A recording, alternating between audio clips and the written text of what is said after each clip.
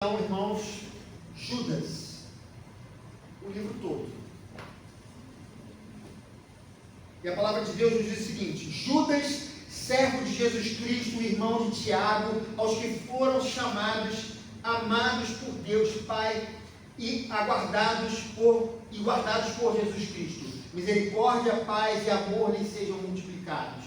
Amados, embora estivesse muito ansioso por lhes escrever acerca da salvação que compartilhamos, senti que era necessário escrever-lhes, insistindo que batalhassem pela fé de uma vez por todas confiada aos santos, pois certos homens cuja condenação já estava sentenciada há muito tempo infiltraram-se dissimuladamente no meio de vocês. Esses são ímpios e transformam a graça de nosso Deus em libertinagem e negam Jesus Cristo, o nosso único soberano e Senhor. Embora vocês já tenham conhecimento de tudo isso, quero lembrar-lhes que o Senhor libertou o povo do Egito, mas posteriormente destruiu os que não creram.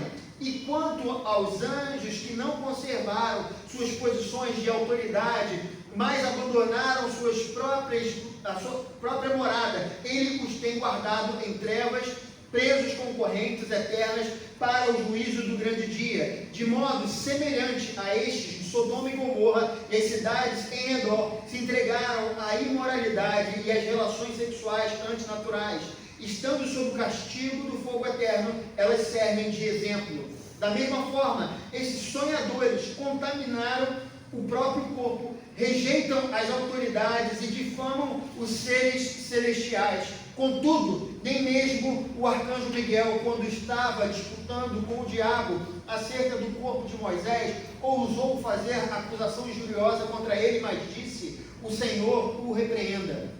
Todavia, esses tais difamam tudo o que não entendem, e as coisas que entendem por instinto, como animais irracionais, nessas mesmas coisas se corrompem. Ai deles, pois seguiram o caminho de Caim, buscando lucro, caíram no erro de Balaão e foram destruídos na rebelião de Corá. Esses homens são rochas submersas nas festas de fraternidade que vocês fazem, comendo com vocês de maneira desonrosa. São pastores que só cuidam de si mesmos.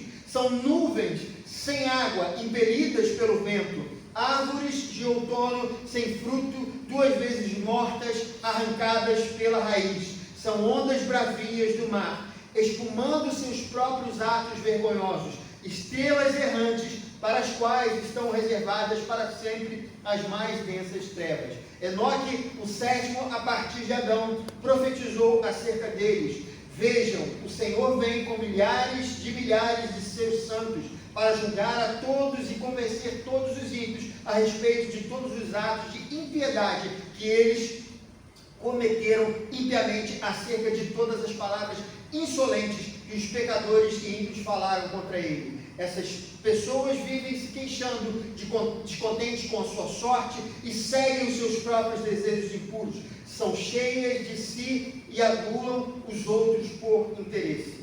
Todavia, amados, lembrem-se do que foi predito pelos apóstolos de nosso Senhor Jesus Cristo. Eles dizem a vocês: nos últimos tempos haverá zombadores que seguirão os seus próprios desejos ímpios. Estes são os que causam divisões entre vocês, os quais seguem a tendência da sua própria alma e não têm o Espírito. Edifiquem-se, porém, amados, na santíssima fé que vocês têm, orando no Espírito Santo. Mantenham-se no amor de Deus, enquanto esperam que a misericórdia de nosso Senhor Jesus Cristo os leve para a vida eterna. Tenham compaixão daqueles que duvidam. A outros salvem, arrebatando-os do fogo. A outros ainda mostrem misericórdia com temor, odiando até a roupa contaminada pela carne. Aquele que é poderoso para impedi-los de cair e para apresentá-los diante da sua glória, sem mácula e com grande alegria. Ao único Deus, nosso Salvador, sejam glória, majestade, poder e autoridade, mediante Jesus Cristo, nosso Senhor, antes de todos os tempos, agora e para todos sempre. Amém. Oremos.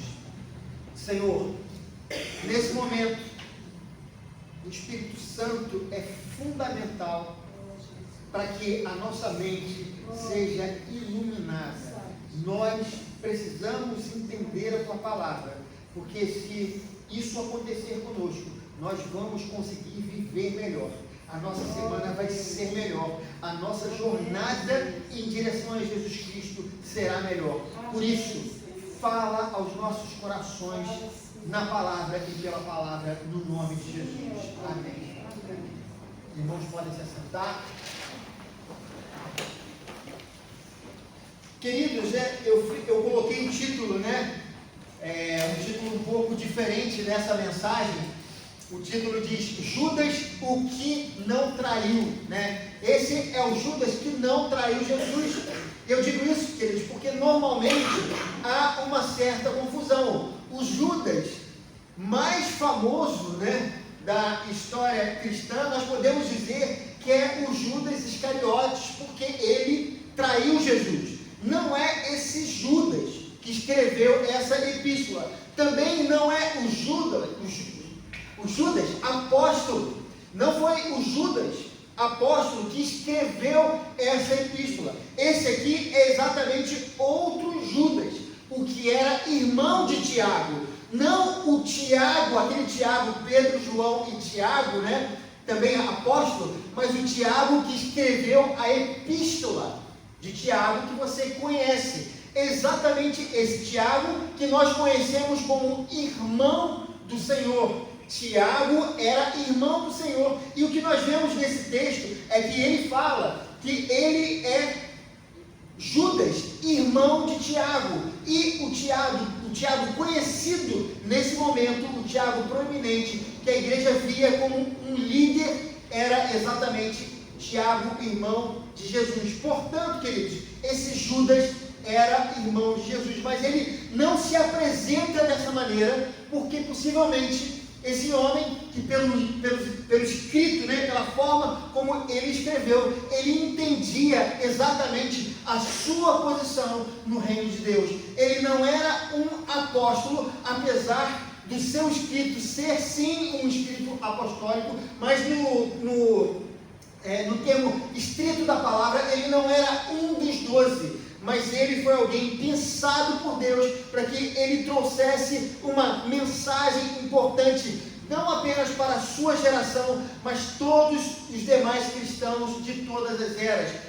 Nós falamos sobre a inspiração no retiro, e esse homem foi um homem inspirado por Deus para trazer essa mensagem para cada um de nós. A gente não sabe exatamente quem foram essas pessoas, quem era o alvo da sua carta, porque nós temos apenas algo genérico colocado aqui.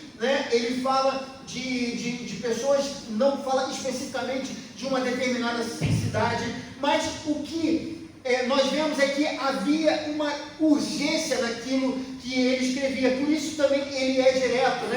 Hoje nós podemos falar muitas palavras pelo WhatsApp, chamado textão, Às vezes a gente não sabe a hora de parar o texto, um texto enorme. E quando a gente pega o áudio, aí que a gente se anima, fica 8, 10 minutos no áudio, gastando e tal. Nessa época, na verdade, eles precisavam ser objetivos. E a gente percebe que Judas era um homem que tinha uma missão, ele tinha um propósito ao escrever a sua carta. E o que ele nos diz é que ele queria escrever, que ele queria falar sobre a salvação. A gente não sabe exatamente se ele estava ali num certo discurso, escrevendo cartas para incentivar a igreja, para ensinar a igreja coisas importantes a respeito de Jesus Cristo, determinadas doutrinas fundamentais para a fé, assim como fez, por exemplo, o autor de Hebreus, que explicou o Antigo Testamento, os ritos do Antigo Testamento, à luz do Evangelho, à luz de Jesus Cristo. Talvez ele estivesse nesse mesmo propósito, mas o que nós percebemos é que ele parou o que ele estava fazendo para ele pensar um assunto muito importante. E o que ele diz, o que ele insiste em sua carta, é que os irmãos batalhassem pela fé. Ele parou tudo para dizer: irmãos, batalhem pela fé de vocês. Mas por que esse homem de Deus, ele falou isso? Por que ele destacou a importância da batalha na fé? O grande problema, queridos, do Novo Testamento, quando a gente vê as muitas cartas existentes ali de vários dos autores bíblicos, é que os falsos mestres estavam tomando a igreja de Jesus. Nós vemos isso através das cartas de Paulo, de Pedro, de João, o próprio autor de Hebreus. A gente vê que eles estavam a todo instante lutando contra os falsos mestres e os falsos ensinos.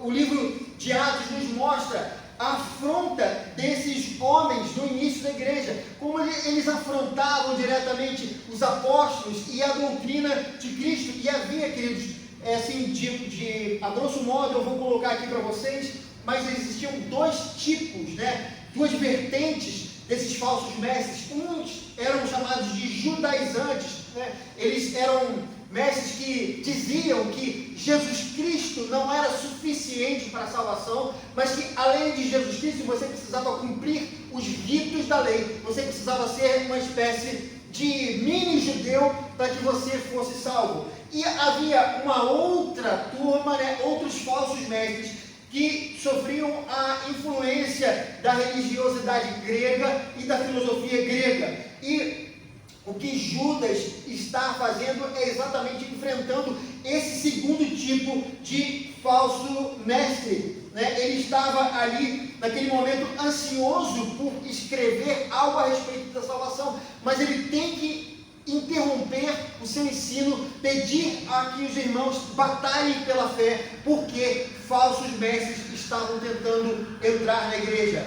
E o perigo da igreja que a igreja estava sofrendo era um perigo real. Judas tinha medo que a igreja se desviasse do verdadeiro evangelho. E Judas trata o assunto com extrema objetividade, como nós falamos aqui. E quem são, queridos, esses falsos mestres?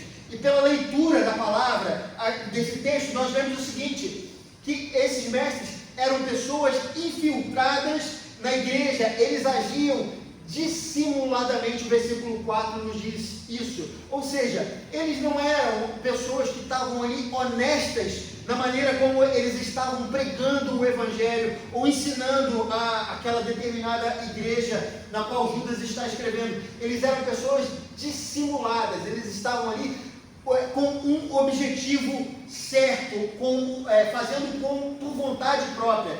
Queridos, eles também, segundo o próprio versículo 4, eram ímpios e não eram convertidos. Eles falavam das coisas de Deus, mas o que Judas está dizendo é que eles não eram de fato convertidos.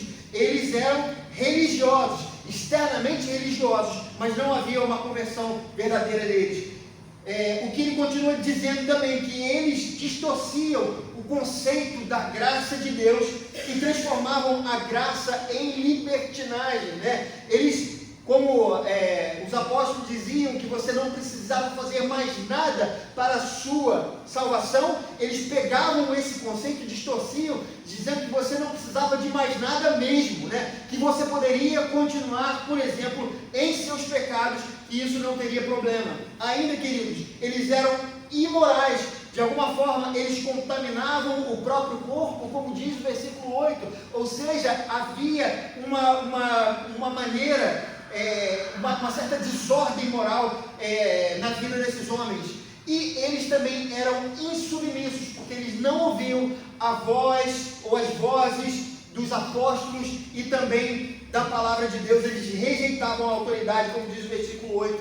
Além disso, queridos, eles eram espiritualmente ignorantes, porque eles blasfemavam das coisas espirituais, e eles eram perigosos, Uma das coisas, das metáforas que Judas usa é que eles eram como rochas submersas, eles eram como recifes, O que são os recifes, senão pedras que não aparecem no mar, E aí vem os navios ali achando que está tudo certo, O pastor Juscelino conhece muito mais do assunto do que eu, mas vem ali um navio, aí passa por aquela rocha rasga, o casco do navio e o navio vem a afundar. E aqueles homens eram traiçoeiros como um Recife, queridos, é isso que ele está dizendo. E depois, queridos, dessa descrição, o que Judas faz? Depois dele descrever o perigo que a igreja está vivendo, ele faz o seguinte: ele não ensina uma nova revelação, ele não traz uma palavra nova, ele não tenta falar, olha, eu sou um apóstolo, como Pedro, como Paulo, como Tiago. Ele não fala isso. Na verdade, ele relembra coisas que os crentes já sabiam. Ele fala isso no versículo 5, e que era importante no trato com os falsos mestres. Ele diz, embora tenham conhecimento, quero lembrar-lhes.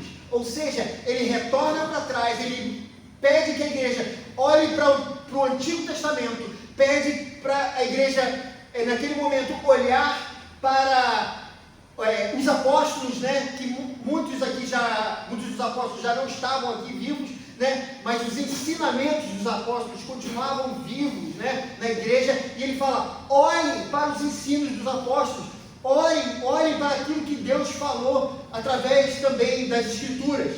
E ele, queridos, cita trechos bíblicos sobre a ira de Deus. Ele fala sobre o Deus que tirou Israel do Egito, mas o povo pereceu por conta dos seus pecados. Ele fala sobre a ira de Deus, sobre os anjos que pecaram, e ele fala sobre a ira de Deus, sobre Sodoma e Gomorra. Esses homens que ele está dizendo seguiram o caminho de Caim, de Balaão e de Corá. Então, na verdade, o que Judas está falando é o seguinte: o que eu vou dizer a vocês é algo que vocês já sabem. O que vocês precisam fazer é seguir isso que vocês já conhecem.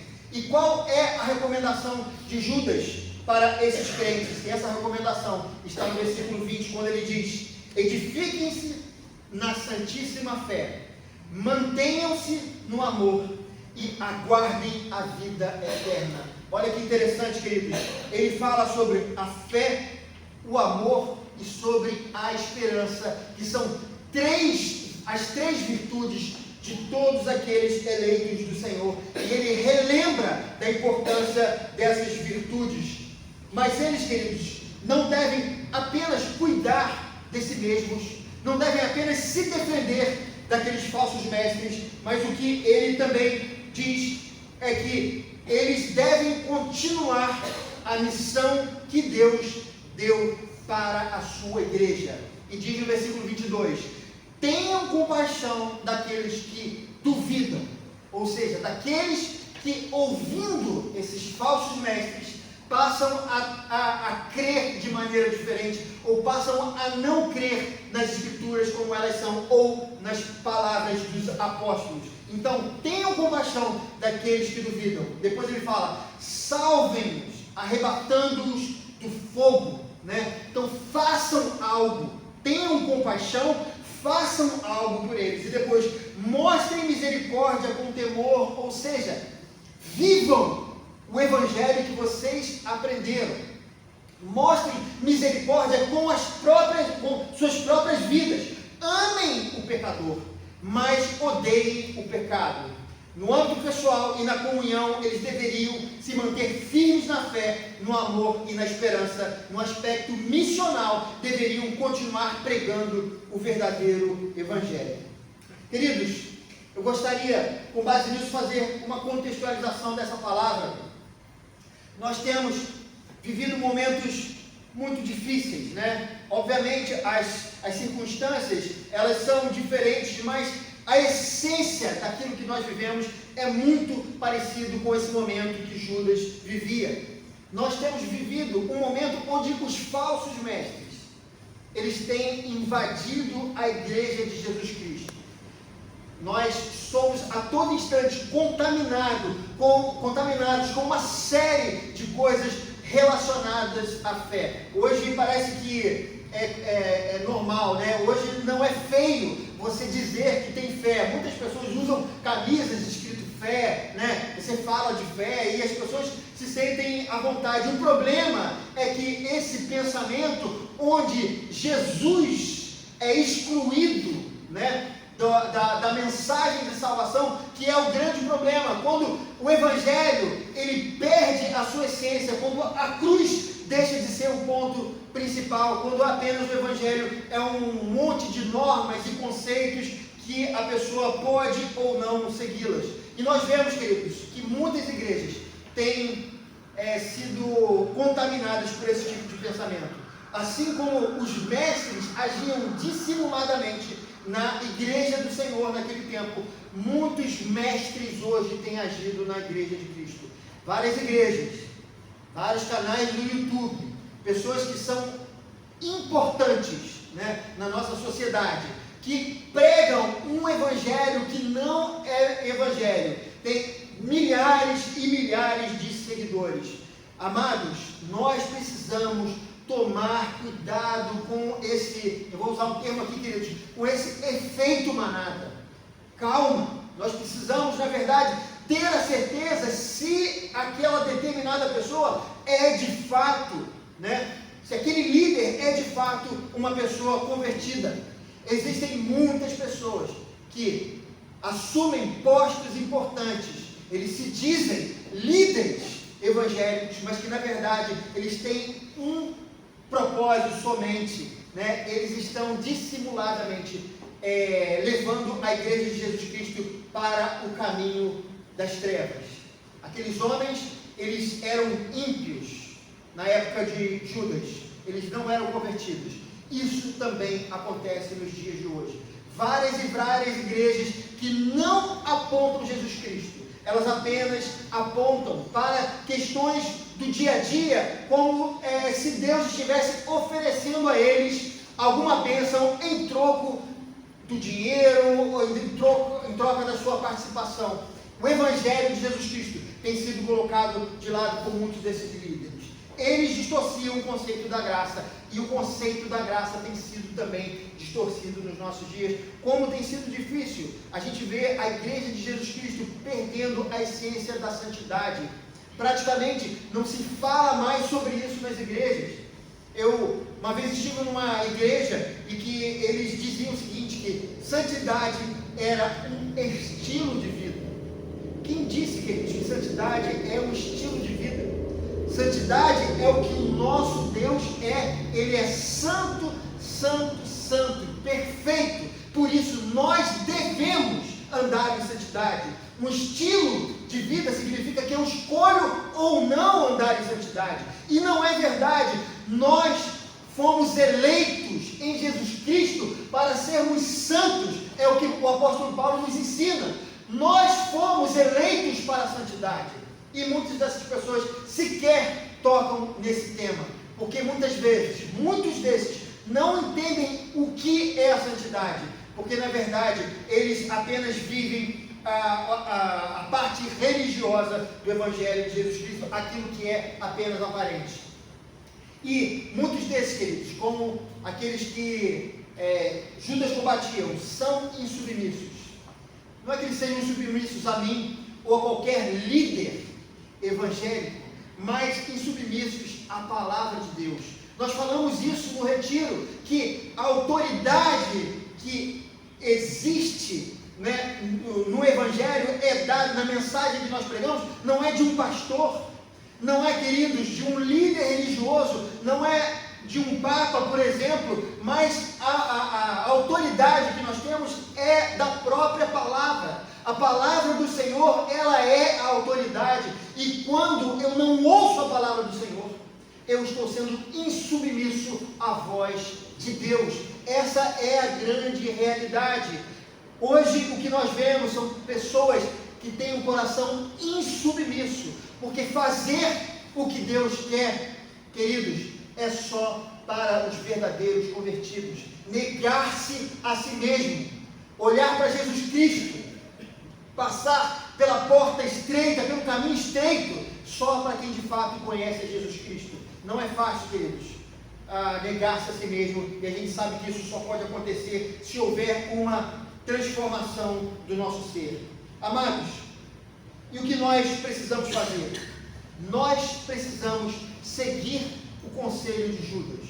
Judas, ele não era apóstolo, E ele não estava ali, eu disse isso, para trazer uma nova revelação à igreja, como muitos desses líderes hoje querem trazer para a igreja, uma nova revelação. O que Deus tinha para revelar de si mesmo foi revelado nas Escrituras Sagradas. Isso é fundamental que nós entendamos. Nós precisamos olhar para essa carta e entender o que Judas está dizendo. Ele está dizendo: não confiem em algo novo que eu vou dizer, porque o que eu tenho para dizer vocês já sabem. Olhem para o passado, olhem para a Bíblia, olhem para a palavra de Deus. Eles ainda não tinham esse corpo, o cânon, nessa época ainda não estava completamente fechado, né? Não tinha sido organizado como nós temos hoje, como foi acontecendo no desenrolar da história da igreja, mas eles conheciam bem a palavra dos apóstolos, o ensino apostólico, e conheciam bem a palavra de Deus que vinha através do Antigo Testamento. Nós, da mesma maneira, temos a palavra de Deus, nós temos a visão apostólica, nós temos a revelação que veio através dos profetas, tendo Deus outrora falado muitas vezes e de muitas maneiras aos nossos pais pelos profetas, hoje nos fala em Jesus Cristo. Queridos, o que nós temos para saber a respeito de Deus? Nós não precisamos ir a videntes, nós não precisamos ir a profetas, pessoas que se reúnem para dizer, para mostrar que conhece o seu documento de identidade, seja lá o que for. Nós não precisamos disso, porque nós temos a palavra de Deus, o próprio Deus, ele se revela a nós, ele diz a sua vontade através das Escrituras, e essa sim é confiável, e não palavra dos homens. O dia, amados, que eu pregar alguma coisa para vocês, que não seja a palavra de Deus, que vocês me exortem no nome de Jesus Cristo, com base na palavra de Deus, porque eu também preciso ser submisso a essa palavra, porque se eu saio daquilo que está aqui, eu me torno insubmisso, e é isso que nós temos visto nos últimos tempos, homens que se tornaram insubmissos com a palavra de Deus. E que eu digo, queridos, é o mesmo que Judas está dizendo: não olhe para mim, eu não vou dizer o que vocês têm que fazer, olhem para aquilo que vocês já conhecem. E é por isso que a palavra de Deus tem sido ensinada de púlpito, por isso que a palavra de Deus tem sido ensinada a vocês todos os dias, por isso que é importante que vocês leiam a palavra de Deus. Nós precisamos colocar essa palavra em prática, nós precisamos ter intimidade com essa palavra. E eu digo o que Judas disse, queridos, nesses tempos difíceis que nós temos vivido, edifiquem-se na santíssima fé, mantenham-se no amor e aguardem a vida eterna. Isso é fundamental. Nós temos visto tantas coisas estranhas em tanto lugar. Se você abrir o seu celular e buscar sobre Evangelho, Jesus Cristo, ou sobre algum livro da Bíblia, você vai ver coisas boas e coisas muito ruins e nocivas. Mas edifique-se na santíssima fé. Edificar-se na fé é ter o conhecimento das Escrituras e crer naquilo que está escrito. Vocês se lembram que no retiro eu disse que o que faz da palavra de Deus ser a palavra de Deus é exatamente a ressurreição de Jesus Cristo. Jesus Cristo confirma que a sua palavra é a palavra. Outra coisa, queridos, mantenha-se no amor. O que é isso, senão a prática daquilo que você crê? Manter o amor é fazer com que a palavra de Deus, ela se materialize na sua vida. Ninguém que crê de verdade pode se eximir do amor, de amar o próximo, de amar a Deus. Somente aqueles que conhecem a palavra de Deus amam de verdade. Quem não conhece a Deus, quem ama a Deus, mas não ama o seu irmão, não conhece a Deus. Conhecer a Deus é praticar a sua palavra. E por último, queridos, aguardem a vida eterna, ou seja, mantenham a esperança de que isso tudo que nós vivemos é por um tempo. Que todas essas coisas aconteciam lá atrás, na época de Judas, na época dos apóstolos, e vão continuar acontecendo, mas nós precisamos continuar firmes, porque o Evangelho jamais acabará. Ele não tem fim, porque quem sustenta esse Evangelho é o próprio Deus, através do seu Espírito Santo. Nós precisamos, irmãos, nos manter firmes com isso tudo. E ainda, temos que ter compaixão por aqueles que estão sofrendo, aqueles que estão se desviando dessa mensagem. Nós precisamos, queridos, agir em direção a eles. Nós precisamos colocar em prática a nossa missão. E nós precisamos ter misericórdia, mostrando o Evangelho através da nossa vida, tanto no âmbito pessoal, quanto também na missão que nós temos. Queridos, estou parando por aqui. Nesse momento, eu queria convidar você a ficar de pé. Nós vamos orar ao Senhor.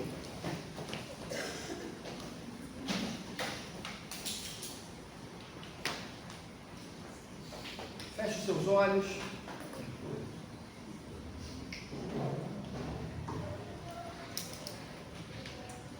Senhor, nós sabemos das nossas limitações. Às vezes não é fácil viver o Evangelho nos dias de hoje. Tanta gente falando, tanta gente que tenta expor um Evangelho que não é o Evangelho, e muitas vezes nós ficamos confusos. Senhor, mas a gente não quer viver assim. A gente quer ter um pacto contigo. Nós queremos, de fato, ter um entendimento da tua palavra. Ajuda-nos no compromisso da leitura da palavra de Deus. Ajuda-nos a conhecer o Evangelho de Jesus Cristo, como ele precisa ser conhecido.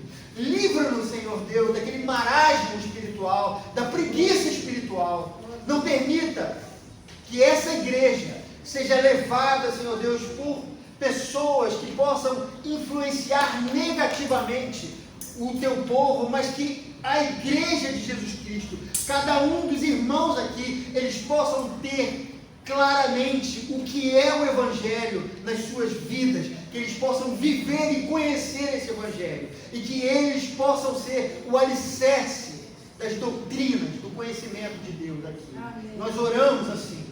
Livra-me, Senhor Deus, como pastor dessa igreja, desse espírito dissimulado, que muitas vezes nós somos levados.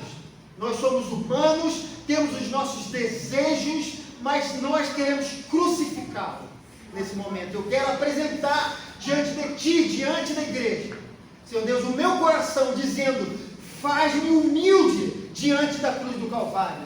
Não permita jamais, Senhor, que eu venha a me colocar no lugar da cruz, que eu jamais, em momento algum, venha a ofuscar a verdadeira mensagem que é Jesus Cristo, o Filho unigênito de Deus, que veio a esse mundo morrer pelos nossos pecados. Ele morreu e ressuscitou por nós. Que eu jamais, Senhor Deus, pela minha autoestima, pelo meu jeito de ser, ou por qualquer outra coisa, por intenções malignas, venha a fazer com que esses teus servos venham a se desviar.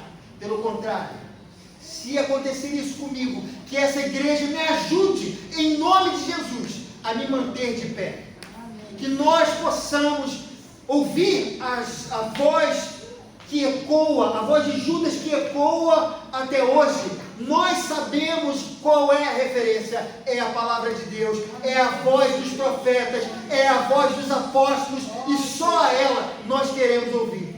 Que Deus abençoe essa igreja, que o Senhor abençoe essa igreja, na graça e no conhecimento de Jesus Cristo, em toda e qualquer situação. Nós oramos assim.